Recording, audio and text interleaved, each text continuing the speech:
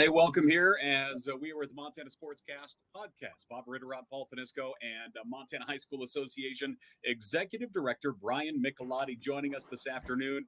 Mr. Michelotti, how you doing? Doing pretty good, Paul. Appreciate Hey, you having me. Doing hey, great. we appreciate your time. It's obviously it's a crazy time for you all the time. So anytime we can get from you, we greatly appreciate it. Bobby, how you doing? I'm doing good.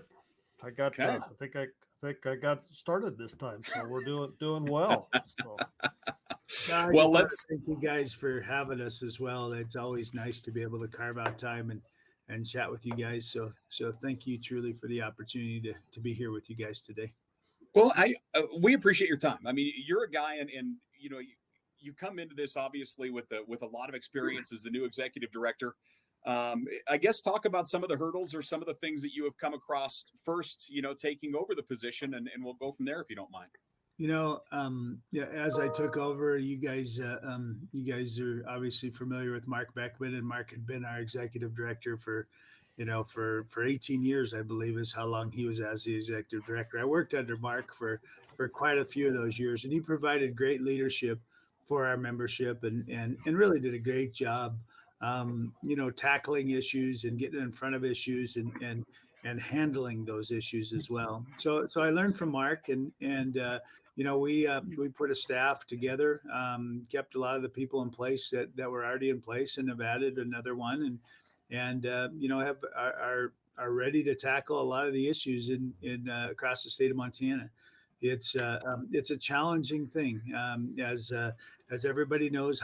Everybody is very passionate about high school sports, Yeah. and for those 4 years when their son or daughter is a volleyball player or soccer player, those are the four most important years of their life, and they're, as well they should be. It's very important, the things that we do to in the athletic and the activity side of participating in high school sports. So we recognize the challenge that we have out there, to be fair, to be consistent, and work with our schools. But hopefully, I'm up for that challenge, Paul.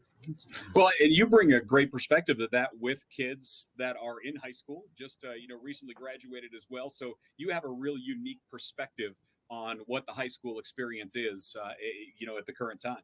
It's interesting you bring that up, because not only myself but also others in our office. Yeah. I have a son, Joey, that plays quarterback for Helena Capital, and is working hard and dealing with a lot of the challenges that go to with all high school kids, and going to crosstown last night, and getting home and getting to bed and getting ready to go play Sentinel tonight. It's a big day. I also, in our office, we have an amazing staff, and our staff, Greta Beeler has two high school kids, Austin and Brett. The triplets up in Polson, Scott Wilson, his son Jarrett, Coulter, and Trent all play. Interestingly enough, one of our employees is the actual cross country coach at Helena Capital, and then finally, Kip Ryan, his daughter is a coach over at Helena High, and she coaches volleyball, Kayla. So we have a tremendous amount of vested interest in what we do on a daily basis, Paul. How much does that help and help influence your guys' decision as a group with the Montana High School Association, having that input not only from but the players' side, the high school athlete, but also even the coaching side of things? I think it's huge, and we have former administrators, we have former coaches, we have everybody in our office that has been there, done that, and brings a unique perspective in how we deal with some of the challenges.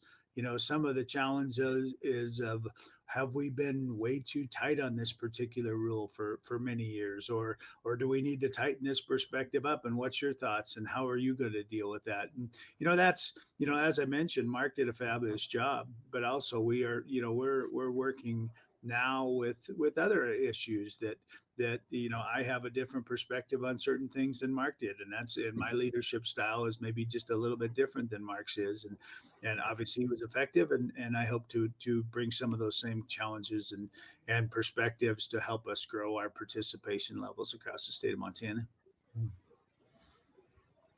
So, Brian, I got a couple questions for you. Sure. Kind of back to your reorganization of your office. Why don't you, if you would, kind of go through the responsibilities of each one of your people there in the office? You bet. I'll start off with Kip. Kip Ryan. He is our senior associate director. Kip oversees his major responsibilities as far as sport wise. He oversees volleyball, swimming, and also track and field. Also in our office is Scott Wilson. Scott is a former administrator at Polson High School, and as I mentioned, has kids there still going to school. He is the football, wrestling, and also the new baseball guy in our office as well. So, in addition to that, we have Greta Beeler. Greta has been our business manager for the last 3 or 4 years, and we have moved Greta to oversee the sport of basketball. Greta is a former college basketball player, and I think most people know who Greta is when they see her. And she brings a unique perspective to the basketball world, and excited to have her take over those responsibilities. She's got a lot on her plate. Even this morning, guys, I got 2 or 3 different questions from our membership in regard to the shot clock, and those Greta is fielding those questions and answering them very well. Also at our office, we have Amy Bartles. Amy is she oversees all of our officials, works through the Montana Officials Association, is the coordinator for that. Amy is actually out on maternity leave right now. Amy just had Mari, who is her beautiful little daughter. She has a son, Quinn, and she handles not only the officials and oversees the officials piece, but also works closely. She oversees the sport of soccer, which I'm jumping in based on her maternity leave. She also does some of our activities. She oversees music, speech and drama, and then also handles some things in softball as well. So those are Amy's responsibilities. The last employee at our office is Anna Doran. Anna is the one that I mentioned is the Helena Capital cross country coach. Anna is our administrative assistant and is doing a great job in our office as well and helps in all areas. So to recap a little bit on those, the only sport that I've held on to is golf. And I gave up. I used to be the football and wrestling guy in the office, and Scott has taken those over, and we've kind of divvied up some of those other responsibilities to provide good coverage across our state as well. All right.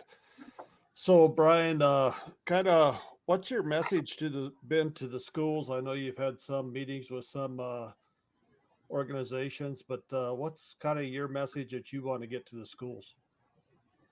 The biggest thing that we wanted to promote to our schools is to be visible, to be present, and also to listen.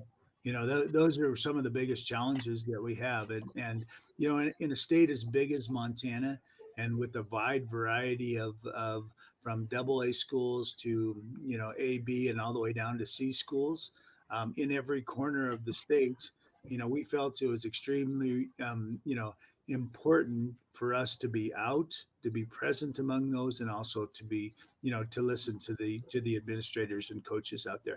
I think probably, Bob, the great part about what I have right now is our ship is not sinking. We really don't. Our participation levels are good. Our finances are good. Our membership is working with us. We just want to figure out better ways that we can communicate with our membership, that we can make it easier for us to be a part of their conversations, whether it be electronically or in person, and always be there to be a resource and to listen to them. And if we can do those things right there, we'll be very successful of what we're going to accomplish, because with that knowledge, with that, that great group of administrators and coaches and officials out there that we have, we can do great things. We've seen the advancement of new items here in the last couple, and this year was the start of the flag football on the girls' side of things. That season just wrapped up. Walk us through that process. Talk about what you saw as wins in the girls' flag football program and kind of the overall reception in the next 2 years moving ahead. Yeah, I appreciate that. And, we did have 3 schools that participated in flag football. We work really close with the Atlanta Falcons on that. In fact, I talked to Amanda Dinkle at the Falcons organization yesterday afternoon, and had a great chat and kind of a recap of how the season went. In talking with the three administrators involved, two in Kalispell and one in Butte, but all three of them were just absolutely elated with the success of their programs, and the number of participants they had, the athleticism that was involved in it, and then just the overall support and great opportunity for some of these girls that may have been participating in other things, but some of them weren't involved in a fall sport, and they were able to gosh, you look at the carpet that the Falcons rolled out for these individuals, a trip to Seattle, meeting Troy Anderson and all the Falcons, and going to the University of Washington and Stanford game. On top of that, playing their championship, which I was able to attend a week or so back over at Washington Grizzly Stadium, and to see a down to the wire overtime game between Flathead and Glacier, and the passion involved in every part of that flag football game and the commitment that it is. So the Falcons are going to continue to work hard to do anything they can to make sure that this is going to work. There's going to be a huge push. I don't know. I watched the Packers game last weekend on Sunday morning, and over in London, and sure enough, there was a girls' flag football game at halftime of that game. There's a massive push from the NFL, and actually led a lot by the Atlanta Falcons to grow that sport across the state. So I think Nevada's added it, Georgia's added it, Alabama's added it, Florida's had it for a while. You're going to see some stuff in Washington and Oregon. Southern California just added girls flag football as a sanctioned sport. So it's a great opportunity for for girls to be able to participate, and we're really excited to have the Falcons. I mean, you talk about a group of individuals that refuses to say no, but or continues to come back with more and more ideas all the time. But each time we tell them no, they redirect it and try to figure out a better way to do it. They're just a very easy group of individuals to work with. And Arthur Blank and their entire organization is 100% committed to Montana and 100% committed to growing the sport of girls flag football.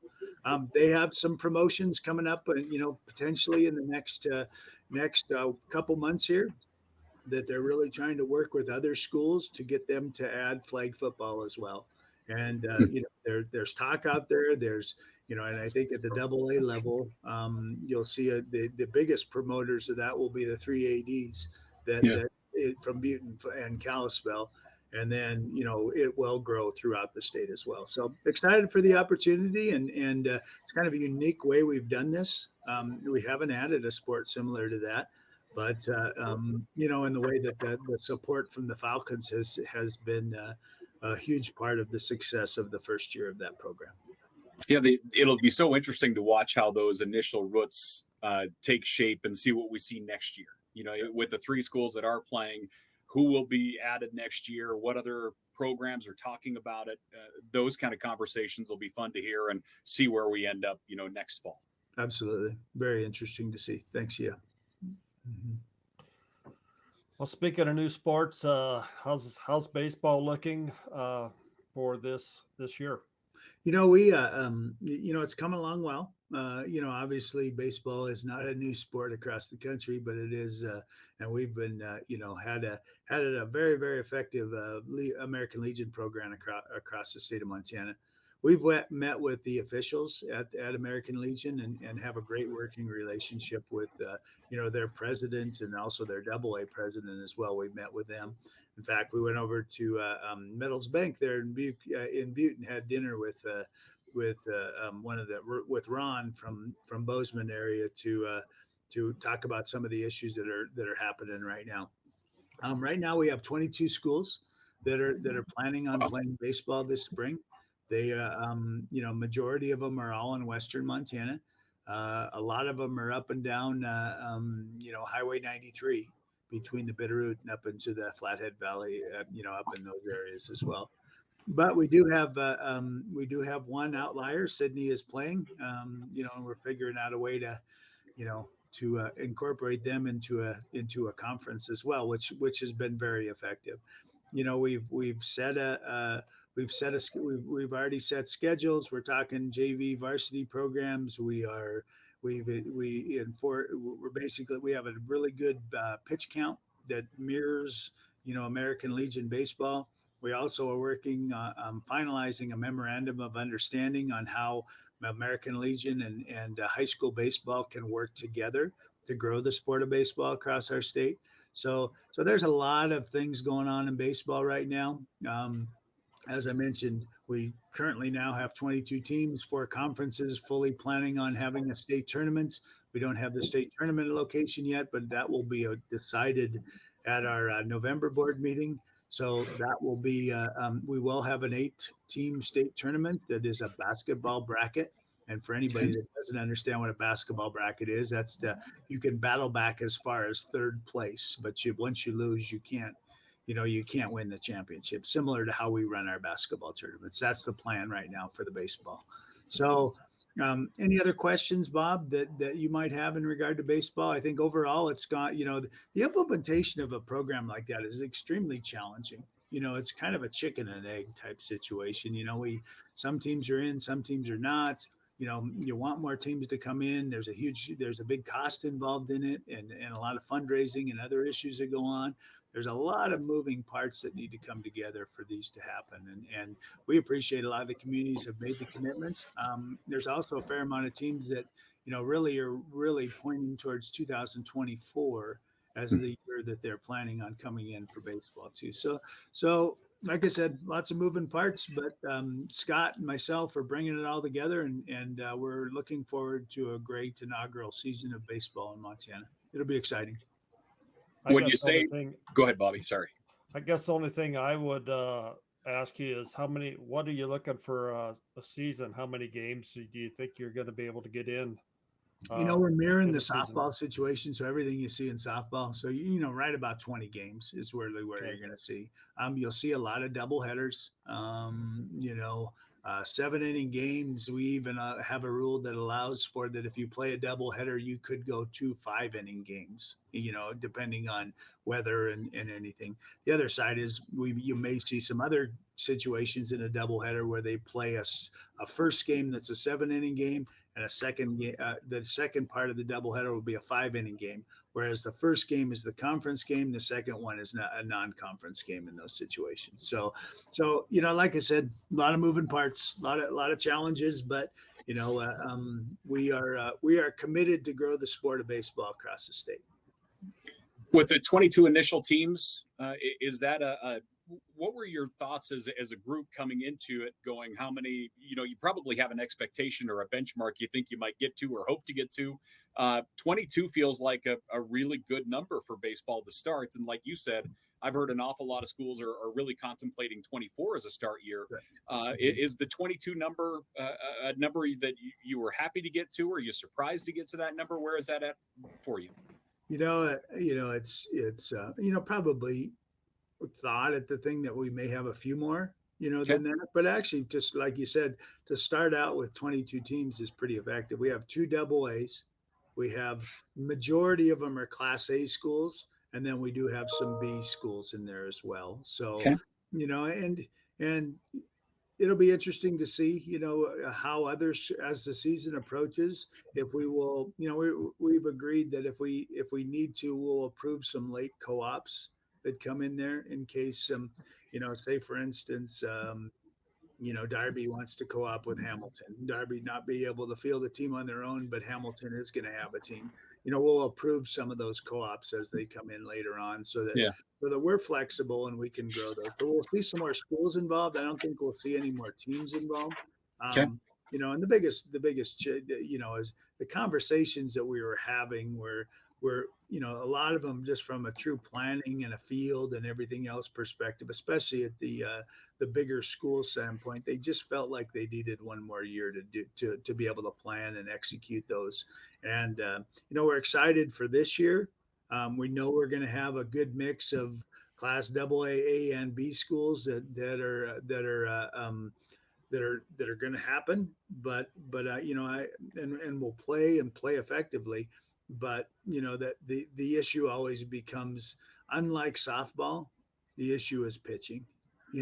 And recognizing in a state tournament how many pitchers you really need to be able to get through with the really good, the safe and excellent pitch counts, and really watching out for pitchers' arms. It's not like softball where you can turn a girl, Go all day. turn a Jamie Paffhausen loose and to let her Yep. go for 7 or 8 games in a state tournament and battle all the way back. It just doesn't happen like that happened with the Butte situation when they played Billings West in softball a few years back. So with that said, it will be, will you use the Legion rules as far as pitch counts, things like that? They're very close.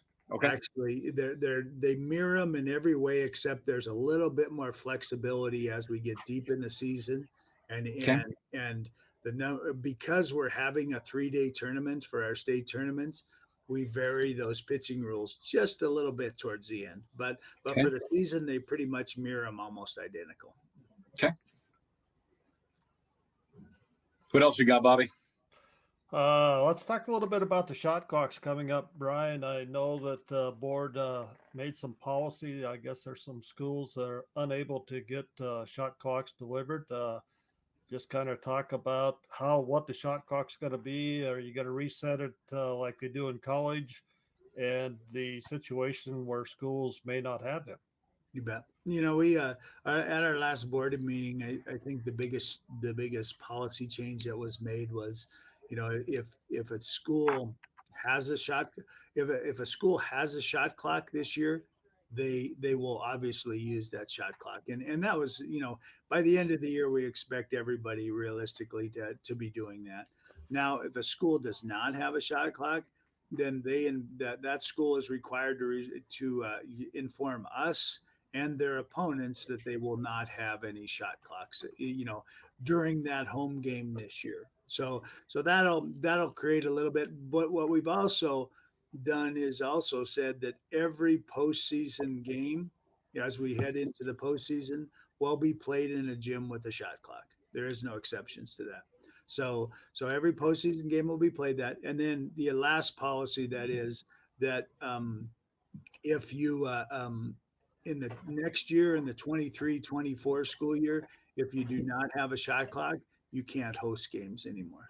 You just have to play all away games, which the membership, when I say the membership, we have 182 schools in our membership. The membership voted this in at our annual meeting last year, and there was a pretty large vote to put a shot clock in. And we're allowing a little bit of flexibility this year because majority of it, some of it's carryover from COVID, and some of it's more of supply chain issues than it is really the schools installing them. They're just really waiting for those shot clocks to show up and then get them installed as well. So we're providing some flexibility, but we want to make sure that long-term wise, we're going to put the rule in place that our membership voted in. As far as reset, we don't have any special resets. Everything's going to be the exact, right back to the normal shot clock on that. There is no 20-second reset or anything like in college after a missed shot. Everything will go back to the regular shot clock. So, okay. So and then that it's obviously shot clock's a big topic of conversation, potentially even a controversial part of the conversation. But we're moving forward. It's kind of, I guess, when I was in high school, I think my junior year they added the 3-point line, and the game of basketball is different and better because of situations like that. And this is a massive rule change, or a big rule change that it is. And we'll see how it's, we have concerns from schools on shot clock operators and how they work, who's their shot clock operator, how they're trained. We're providing every resource to those schools to make sure that they're comfortable with providing that information to their workers, and we can move forward and have a successful season with it. That transitions pretty seamlessly to the idea of officials. The MHSA and the state of Montana certainly has had some issues filling vacancies for officials. We've talked about it locally in our Butte pool quite a bit. But, looking at it even statewide, how is our officiating pool statewide for our fall sports and certainly more as we get ready for winter? Where do we stand with officials and the need for officials across the state? Well, I think, Paul, it's a great segue into that, and great segue into one of our biggest challenges that we have as an association, and not only Montana, but the other 50 states out there as well are having. We all have challenges recruiting and retaining officials right now. Talked to an administrator in the Billings area yesterday, and he told me he moved 7 soccer games this year because of lack of officials. And this is a double A school as well. That there's a big challenge. Polson played last night against Browning because they didn't have enough officials on Friday night to be able to cover that game last night.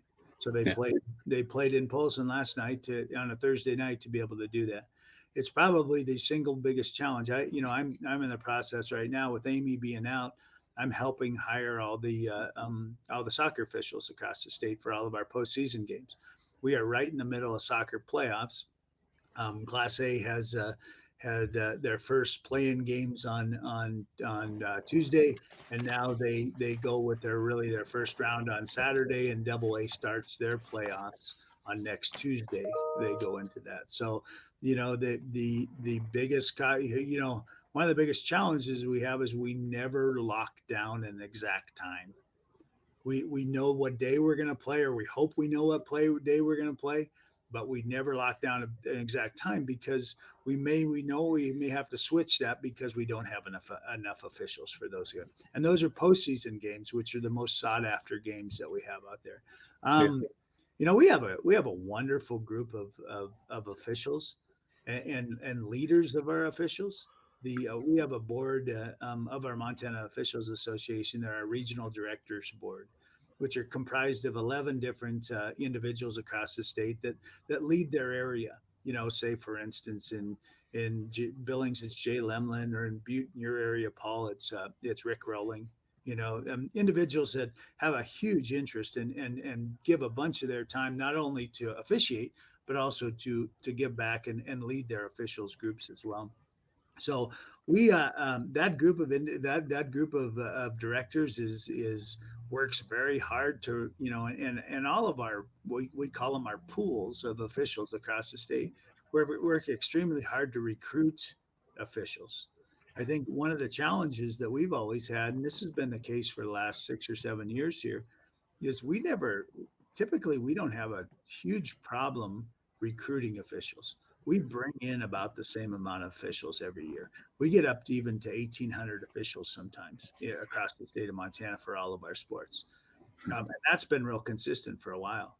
The challenge we have is retaining officials and to be able to keep officials in place for, and there's a lot of factors that go into the retaining of officials. Of course, sportsmanship is one of those. We can't tell the listeners enough to show some grace to the officials out there. These guys and gals, they're plumbers or teachers or doctors or attorneys by day, and then throw that hat away and run out onto the field at 3 or 4 o'clock and officiate a soccer, softball, football, or volleyball or basketball game or wrestling match. So they don't have aspiration. Of course, everybody wants to work on Saturday and Sunday in football and do all the big NCAA and NFL, but they don't have aspiration. A lot of them don't have aspirations to do so. So the biggest factor in that is show some grace, show some acceptance that these people are working hard. I know our schools have done a great job with that. I think our officials crew have said on multiple occasions, we've never felt more welcome by our schools. Our schools administrators and coaches and everybody are doing a great job. We just have to clean up some of the challenges up in the crowds as well. Other issues with retention, probably one of the biggest one is work schedules. People in their busy work schedules, and then also sometimes it just doesn't work with their family life. Maybe an individual comes They have young kids at home and aren't able to commit as much time as they originally thought they would. So we're working. It's a primary focus of us, and we're doing some really good things. And the last thing I wanted to mention on that is as part of my opportunity to lead our organization, we're putting and have a committee put together that is made up of administrators and officials across our state. And one of the things, the biggest challenge that we're having right now is how do we figure out, how we can work together better as schools and officials and coaches. We were at a conference earlier this summer, and one of the administrators brought this up, and he said, when are coaches, administrators, and officials ever going to realize that we're all on the same team here? Really, that we're going to officiate hard, you're going to coach hard, and you're going to administer hard. And during that basketball contest, we can all come together and figure out how we can make it better, whether it be addressing the crowd, whether it be making the calls, or whether it be addressing some of our student athletes that aren't behaving properly as a coach. So that's our goal. We're putting the committee together. We're going to work hard to work to retain more officials and hopefully not have to move as many games and have higher quality, our very quality officials out on the floor or field or court. So yeah, Yeah, this is a big topic of conversation. And that's what we well, go for a while. And the thing of it is, people don't realize that, I don't think, that are sitting in the stands, that if we don't have officials, we can't have these games. Mm-hmm. That's the thing that, to me, that I think people need to understand, that we've got to have officials to play the games for the kids. Yeah, and Bob, you bring up a great point. Is we've had the statement forever and ever, without officials, it's just recess, and it's so true in today's day and age where we continue to have to move games and adjust everything because we just can't find enough officials to work the game. So we anything anybody can do out there to provide some great insight or grace or whatever it might be to the officiating ranks. We're always open to good ideas, and please contact me if you have any thoughts on that area.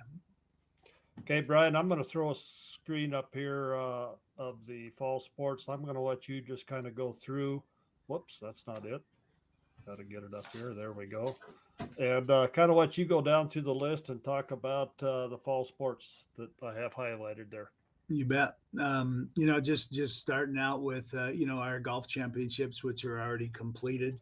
We had the state AA was held here in Helena at Green Meadow Golf Course, and had a little bit of rain at that one, but ended up with a great event. And same thing with down in Hamilton. Down in Hamilton, Class A was held down there, and once again, Travis Bloom and his crew did a great job with running that event. One thing that we did do in golf is this year we added, some live scoring with Golf Genius, it's called. It was a great addition. You could always kind of know where everybody was at on the course, and the golf season's short. Obviously at the end of that season it happens really quick, but all those championships went really well. The next one is the All-State Band, Orchestra, and Chorus Festival. That's being held down at MSU or actually it's being held at Gallatin High School. The gentleman from MSU is running that event. That's the culminating event of that is a huge concert, on that Friday night, the 21st, and it's just a great showcase of talent across the state of Montana there. Moving right around down at the University of Montana Golf Course, we have the state cross country meet, and scary enough, that is coming up in a week. It's hard to believe that time is already here, and got a lot of runners, getting ready for that event. We had some divisional type level postseason events going on this week, and excited to see what's going to happen down in Missoula with that cross country meet as well. Moving on to the state soccer championships, those are bracketed events. We used to have those the both the Class A and the Double A soccer are going to conclude on October 29th is when they'll be. Those will actually be hosted at the highest seeds home site is where those will be hosted. So there is no soccer tournament like Double A used to have a soccer tournament, but now they've gone to a playoff event as well. So we're just getting in last week of the regular season in Class Double A soccer, first weekend of Class A playoffs. So those championships are heating up over the next few days here, and excited to see some great soccer played, in those local areas as well. Moving on to state volleyball. As most people know, state volleyball is held in Bozeman at MSU. We are, getting ready. We bought some new nets, got some new standards. Work with Chris Hayden and his crew down at MSU to get everything set up so that we can have our all-class volleyball tournament there at MSU and have a great event there as well. We nothing too major going on with volleyball. One of the things that we were looking to do, and we are, polling our membership to do, is potentially always having that tournament on a Wednesday, Thursday, and Friday instead of having it on a Thursday, Friday, Saturday. Couple reasons for that. Every other year we have a Bobcat home game. This year we don't. So, but as we look forward, we may move that. The second one is hotel prices. And as everybody's known that in certain areas across our state, and as we come out of COVID, and a lot of our communities are, we've seen a lot of higher hotel prices, and we have worked directly with the Chamber of Commerce. And one of our solutions in a big event like a state volleyball like that is to potentially have it happen on Wednesday, Thursday, and Friday, so we didn't have to worry about hotel rooms on that Friday nights and Saturday when Bobcat games or people are in the Gallatin Valley. It's not just the Gallatin Valley. We've seen higher prices in almost all of our communities, and we just want to make sure that as we award tournaments and as we work through those that is a big factor, and it's something that we continue to work on and work with the local communities on. Finally, the last highlighted one you have there is the state double A and the other four classes of football, the Class A, B, 8-player, and 6-player. Each one of those championships will be held at the host sites. They, we have 2 weeks of football to play here, and then we'll be heading into the playoffs. And we do conclude that state football championship on the same day as that other game that happens over in Bozeman down at the Cat and Grizz game. But that weekend of November 18th and 19th is probably one of the best sporting event for across the state of Montana for football fans and just fans in general. So excited to watch our teams go through, and as we talked about earlier, with a vested interest in my own son's team, and with everybody else's, we're excited for the football playoffs as well. Yeah, there's still a lot on your docket, my man. Yeah, there's a lot going on over the next few weeks, and we've interestingly enough, and in our office, we prep for every one of those events, and we send out a lot of materials and get stuff out, and it's hard to believe. I mean, we've had state cross country packets go out a few weeks back, and we're working on already just kind of closing up the state volleyball packets, and Yeah. It's hard to believe how quick a school year happens. And obviously with the concluding with championships from our standpoint, but it's fun to see even as the executive director now to be a part of my first state championship at the state golf meet, and to be able to present trophies and be a part of watching the celebrations and excitement of all those place winners and team winners and everything. It's amazing to be involved in the great situations that we are. We're very, very fortunate at the Montana High School Association to work with great kids, great administrators, great coaches, great media people. I don't know if I can throw you two in that one, but Yeah. No. but no, we're very fortunate, and we are very fortunate to work with people like your guys, you two here, that truly are in it for the best interest of the student athletes across the state of Montana, and we appreciate your efforts on that.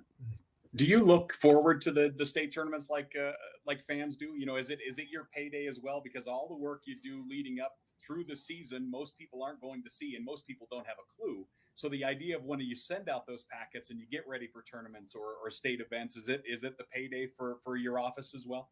Well, absolutely. The satisfaction that comes into, a well-run state cross-country meet, or a well-run state football championship where we can incorporate everything, or all the work we put into an all-class volleyball. Personally, myself, I ran the state wrestling tournaments for all the years in my career, and there's no more rewarding, from my standpoint, running that event and having the responsibility of wrestling, no more rewarding event than seeing the conclusion of that, and how all those moving parts come together and everybody works so closely together to make that happen. One thing we haven't talked about much is girls wrestling, and I think maybe if we have time, it's probably important to talk about that, because that added to the state wrestling tournament last year was such an amazing situation. Yeah. It was something we were really fortunate. But to answer your question, Paul, great question. We do. I mean, we feel like after you walk away from one of those successful events, it's well worth every bit of hard work to see the smiles on everybody's faces as they had a good experience at those state events. I will say that, I've probably been to probably almost every state event except maybe golf. And state wrestling, the all class wrestling it's special. It's Nothing like I it. mean, you get nothing like it. I mean, if you haven't been there, people get out there and go to it one time. As Brian knows, I go for setup the day before and then I disappear because it is way too noisy for me. And It's a great event.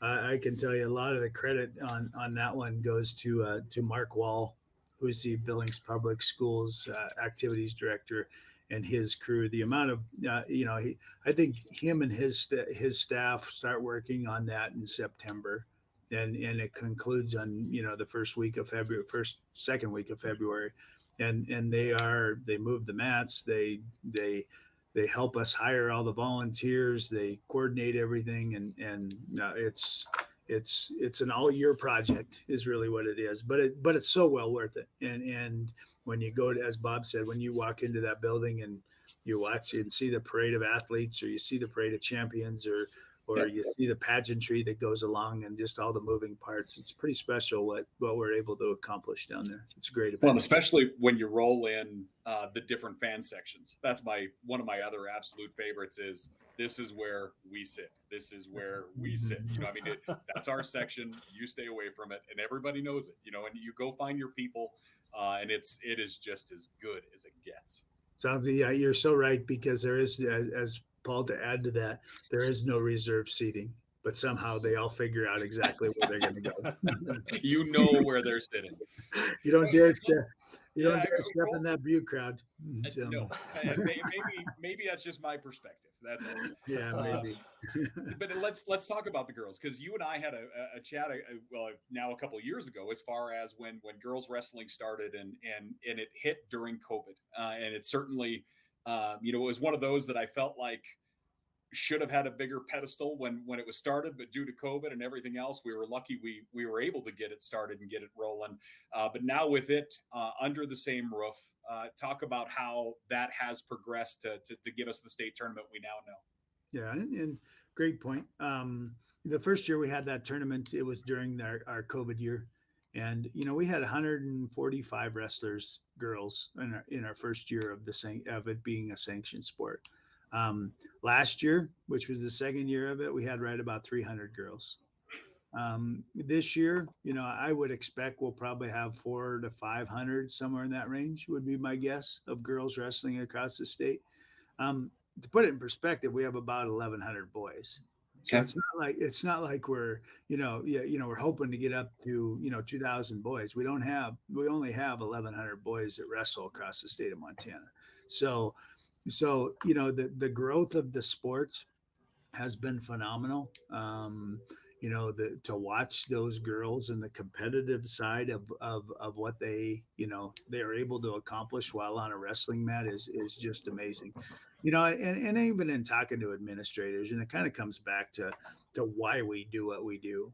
I was talking to an administrator one time, and he says he walked into his workout room, one winter, and sure enough, here is 8 to 10 girls on running on a treadmill that are wearing the school colors, that are totally bought into what it is, what it is to be able to participate for your high school.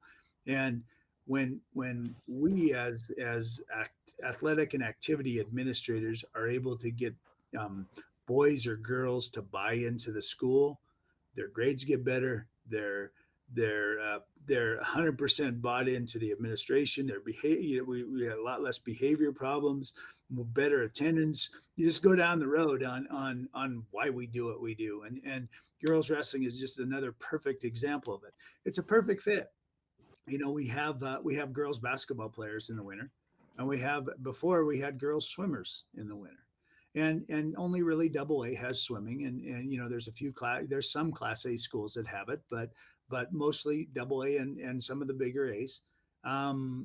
So it was a great opportunity for girls that weren't able to participate, that might have been a softball player, might have been a speech and drama person that wanted to give it a shot on a new sport that's out there. And we've just seen great growth, and expect to see nothing more than